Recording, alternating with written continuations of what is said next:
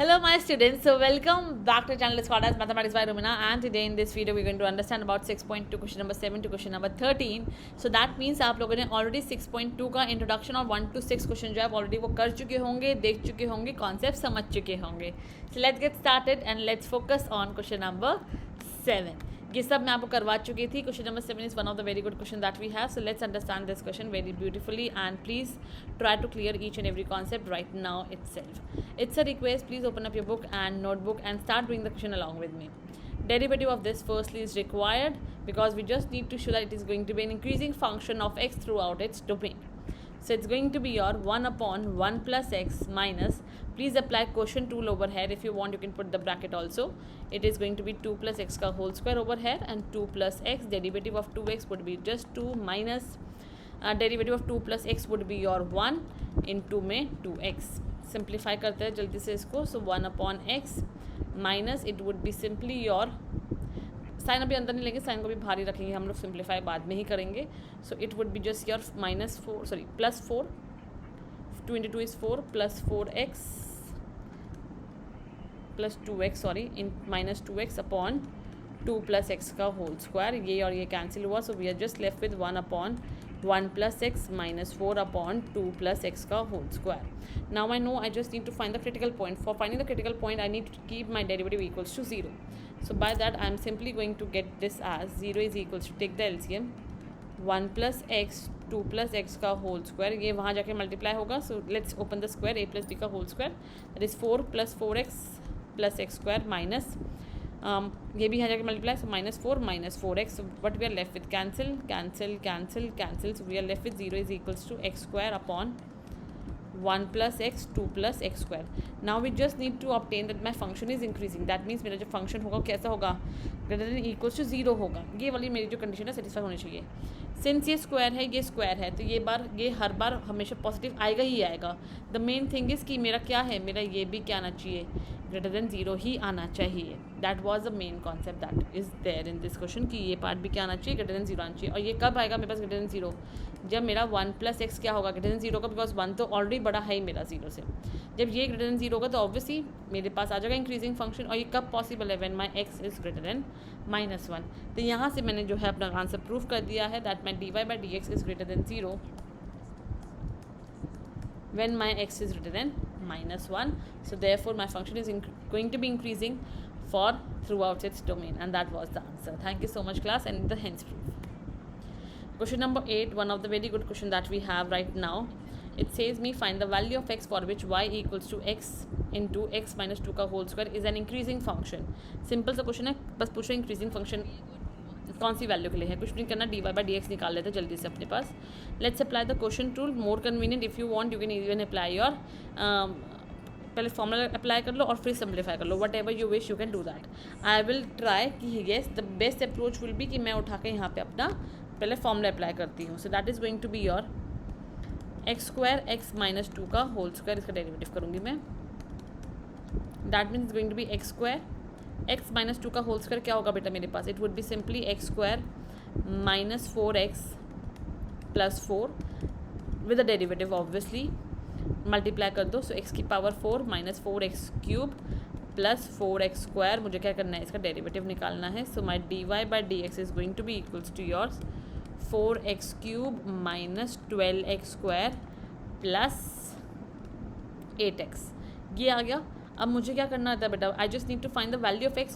सो that मतलब इसका मतलब क्या है, I need to find my critical value. Critical value के लिए just put it equal to 0, take 4x as common. So but I am left with, I am simply left with x square minus 3x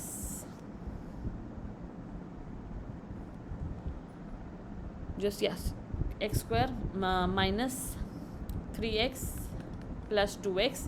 4 वहाँ जाके 0 हो जाएगा. That means 0 is equals to x square minus 3x plus 2, because x मेरे पास common आ चुका है.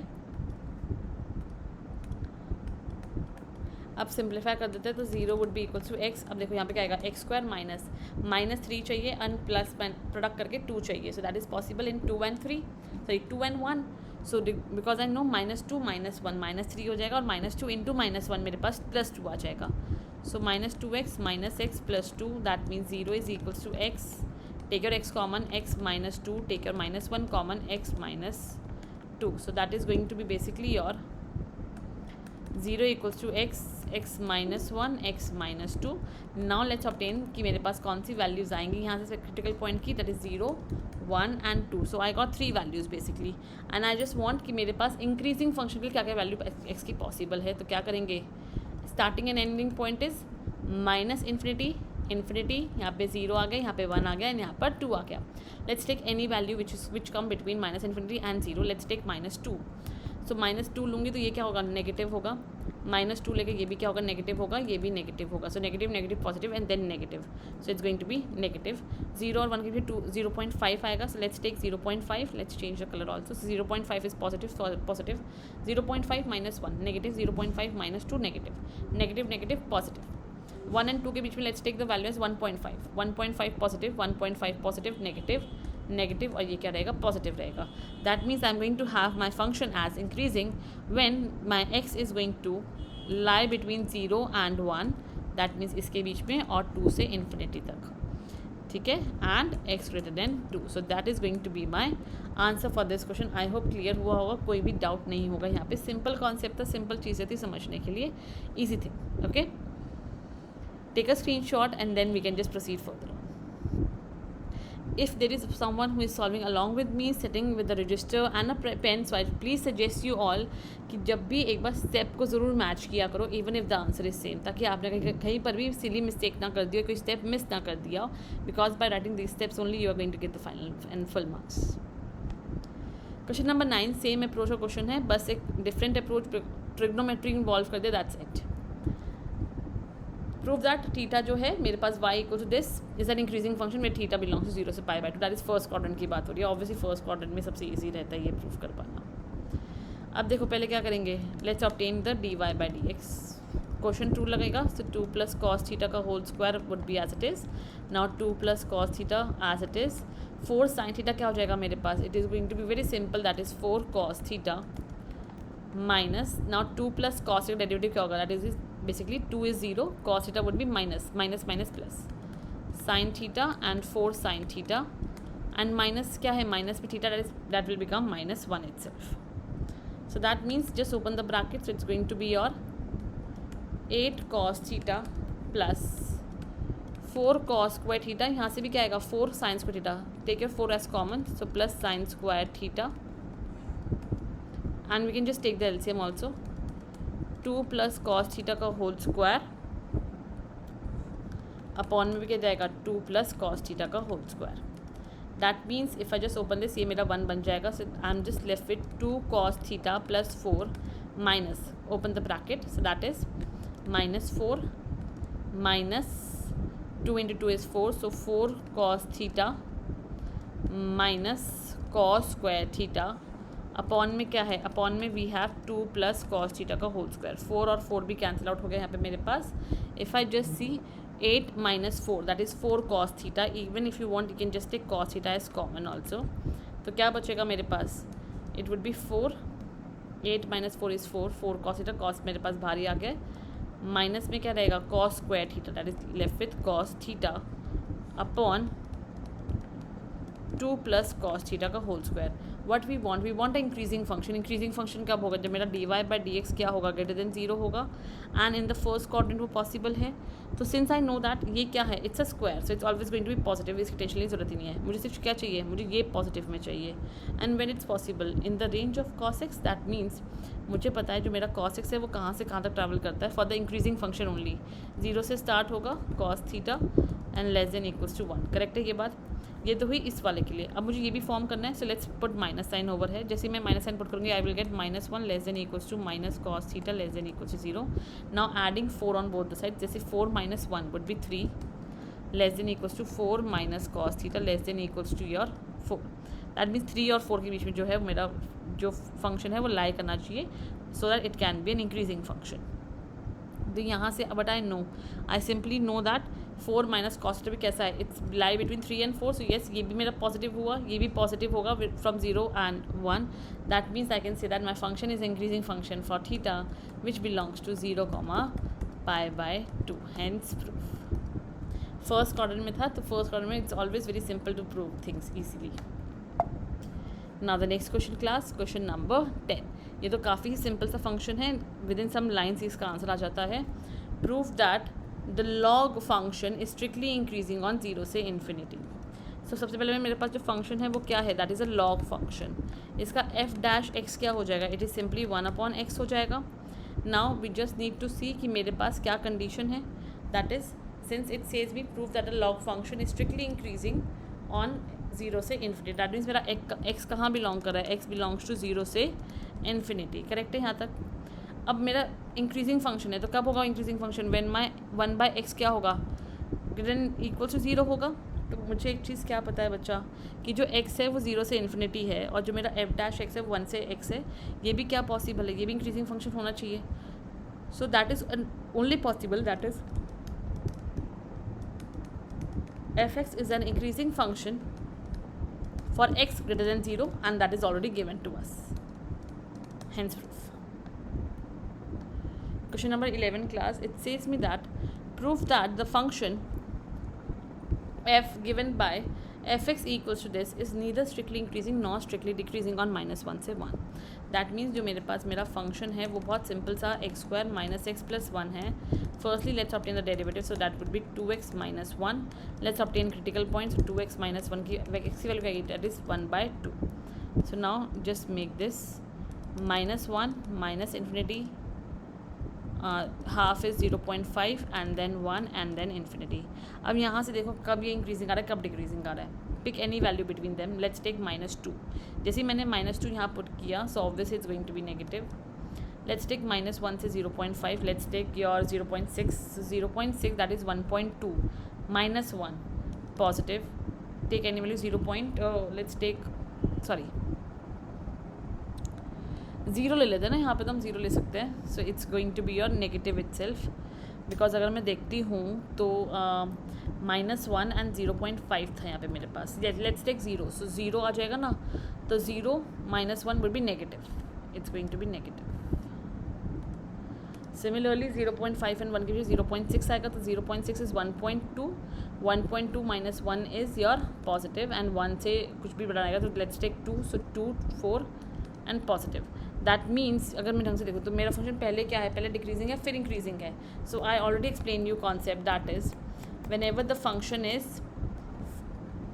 decreasing then constant and then increasing, that means the function is neither decreasing nor increasing. So therefore this function is neither strictly increasing nor strictly decreasing on the interval -1 से 1. Simple concept. I hope the concept must be clear over here only. Now question number 12 A part. ये तो काफ़ी simple question है. Which of the following functions are strictly decreasing on 0 से π/2 की बात हो रही है, कि कौन से ऐसे फंक्शंस हैं जो क्या होंगे, स्ट्रिक्टली डिक्रीजिंग होंगे 0, π/2. अब एक चीज़ देखो, अगर मेरा जो एफ एक्स है दैट इज़ फर्स्ट पार्ट में that is my cos x, तो एफ डैश एक्स क्या हो जाएगा मेरे पास, -sin x हो जाएगा. -sin x कैसा फंक्शन है बेटा, <0 है इन दिस इंटरवल, तो देयरफॉर एफ क्या है, F is strictly decreasing on 0, π/2 पर. Similarly if I just check for my b part, तो I know ये मेरा b part था. In my b part my fx is basically equals to my cos 2x, so f dash x क्या आ जाएगा मेरे पास, it is simply going to be -2 sin 2x. अब देखो -2 sin 2x है, तो मुझे क्या पता है यहाँ नेगेटिव है, अगेन क्या है, <0, therefore function is strictly decreasing on 0, π/2. Similarly for the c part I have my function as again cos 3x, वही बनेगा -3. f dash x क्या बनेगा यहाँ पे मेरे पास, it would be very simple, that is your -3 sin x.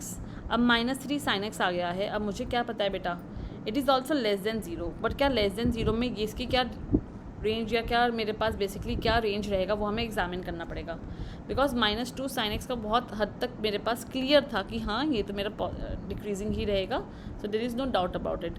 But 3 में कुछ बात चेंज हो जाएगी, and let's examine that, because -3 multiply हो गया ना बेसिकली एक तरीके से. सो मुझे पता है जो मेरे पास फंक्शन होता है साइन, वो साइन क्या रहता है बेटा, sine is positive in the interval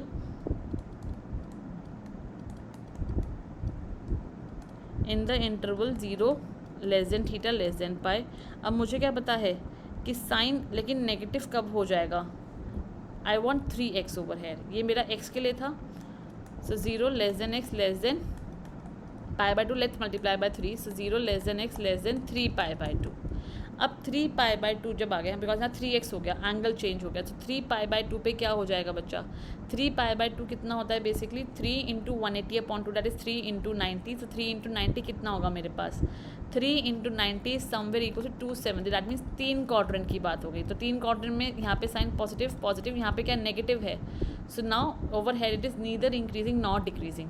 plus आप अगर यहाँ पे जज करोगे तो यहाँ पे मुझे पता है it's 0 less than 2x less than pi, first second quadrant positive रहता है, इसलिए कोई टेंशन नहीं, positive it's going to be positive positive. So positive positive, but यहाँ पे साइन नेगेटिव है इसलिए लेस देन 0 हो गया। अब यहाँ पे क्या है, पहले positive positive negative, that means first 2 quadrant में इस फंक्शन के लिए negative and then positive. So it is your neither decreasing nor increasing from the interval 0 say pi by 2, and the last option, that is your D option. I'm just going to rub a little bit so that we can just move ahead and understand your next part. So for D part यहाँ पे मेरे पास क्या होने वाला है, it is going to be your tan x. So for tan x I know that मेरा ये fx होगा, so मेरा f dash x क्या हो जाएगा यहाँ से, it is going to be your secant square x होगा। अब एक चीज़ एग्जामिन करो, सीकेंट स्क्वायर एक्स कैसे एक्ट करता है। बेसिकली मुझे पता है सीकेंट स्क्वायर है, एंगल में कुछ भी मल्टीप्लाई नहीं हो रहा है, सो आई नो सीकेंट यहाँ कैसा होगा, पॉजिटिव ही होने वाला है, that means it's going to be strictly increasing in the interval 0, pi by 2, and that was your answer. I hope यहाँ से कॉन्सेप्ट बहुत अच्छे से क्लियर हुआ होगा। B and C part was the major part to discuss over here, and always remember वहाँ पे secant square ना पॉजिटिव भी रहेगा ही रहेगा, because it's a square function, square is always positive, so there is no deny about the same. Now question number 13, this is going to be the last question of this part, so let's focus more on it. On which of the following interval is the function f given by fx equals to x की power 100 plus sin x minus 1 is strictly decreasing? इनमें से किस पे ये strictly decreasing होगा? मेरे पास fx है x की power 100 plus sin x minus 1.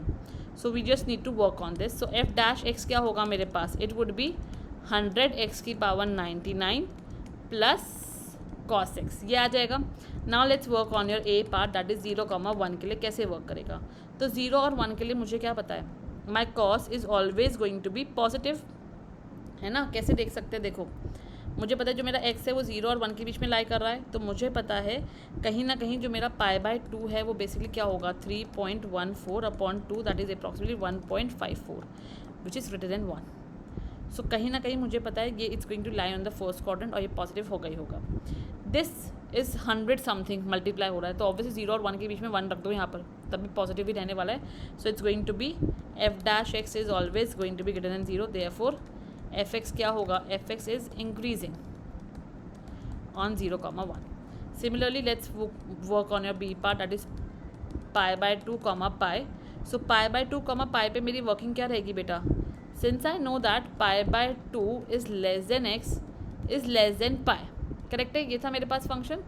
So pi by 2 is less than X less than pi. अब देखो यहाँ पे मेरा फंक्शन कैसे एक्ट करेगा, मुझे पता है कॉस एक्स मेरे पास क्या होता है, कॉस एक्स इज नेगेटिव, पर कॉस एक्स की जो मिनिमम वैल्यू है वो भी क्या पॉसिबल है, वो -1 पॉसिबल है ना।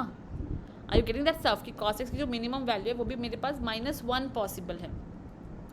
वहीं पे 100 multiply by any of the number is always going to be positive, plus 100 multiply by any of the constant, चाहे वो डेसिमल में क्यों नंबर हो, बट वो रहेगा तो ऑब्वियसली -1 से बड़ा ही है ना, बिकॉज पाई बाय 2 इज 1.54, तब भी वो डेसिमल में आके तब भी वो 1 से छोटा नहीं हो सकता।